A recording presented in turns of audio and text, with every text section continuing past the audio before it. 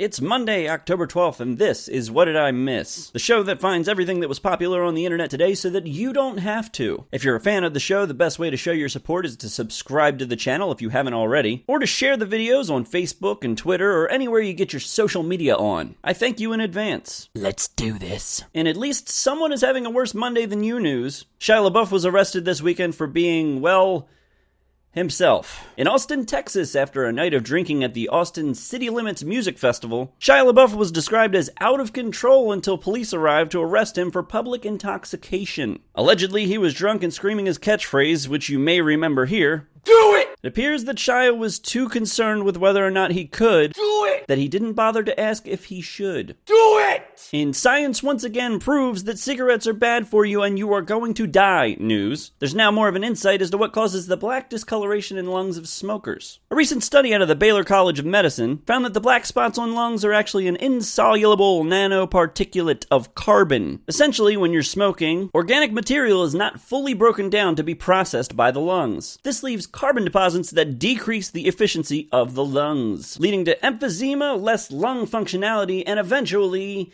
death. So for the last time, smoking is bad for you. You are not the exception to the rule. That warning on the back of your pack of Virginia Slims pertains to everyone, including you. Or do whatever you want. Just don't stand in front of me at a convenience store making the clerk take 20 minutes to pick out the right pack of cigarettes for you. No, the soft pack.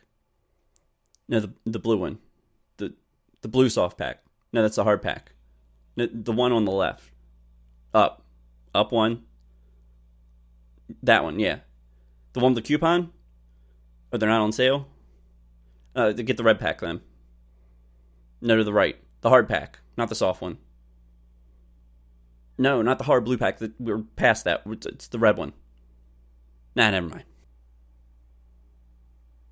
Do it! In the never-ending quest for everlasting life news, a research study by the Buck Institute on Aging and the University of Washington have identified over 200 genes that, when removed, have the potential to increase lifespans by up to 60%. The genes that were found were said to be linked to aging, and most of the genes are found in mammals, including humans. To determine which genes were most closely related to aging, the researchers examined over 4,000 strains of yeast, each with a single gene deletion. They monitored each of these to the point that the cells no longer divided. For example, the deletion of a single gene linked to calorie restriction mimicked the same results that you would receive from fasting, which has been known to slow the aging process. So we're one step closer to a real-life version of the movie Cocoon, hopefully minus Wilford Brimley's aging ball sack. Everyone wants to live forever, but no one wants to see Wilford Brimley naked. If you missed Saturday Night Live this weekend, then you probably missed this short clip. Whatever you're looking for,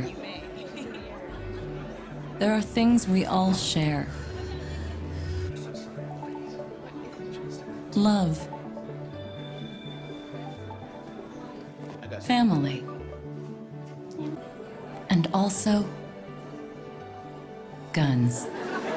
The clip was added to the SNL YouTube channel, and the comments and ratings have been split pretty much down the middle. The controversy being some say that the timing of the sketch was a bit off given the recent climate of gun control, as well as recent campus and school shootings. If you watch SNL regularly, then you know that these clips are done very tongue-in-cheek and should be taken with a grain of salt. That being said, there's an ever-changing argument about being politically correct in comedy. Some take the comedic standpoint that everything is up for comedic critique, but that's what I leave to you. I would like to know what you guys think in the comment section below. Is it insensitive to make jokes about guns in light of recent events? Or should comedy be a means of relieving tension and starting a dialogue about tense social situations? Let me know in the comment section below. In Not All Beards Are Created Equal news, police in Sweden were called to a meeting of bearded men at a castle landmark who were mistaken for members of ISIS. The club, aptly named Bearded Villains, met at the castle for a photo shoot this past Saturday, but they didn't realize that the flag that represents their club bears a striking resemblance to the terrorist organization ISIS. Once police arrived, the mistake made by a passerby was completely obvious, as the men were dressed in formal wear and the flag, when looked upon closely, was much different. The Bearded Villains group was founded in 2014, and it exists in over 80 countries. They're also responsible for a mass of charity work. So if there's one lesson that I'd like to leave you with today, is that not all beards are terrorists,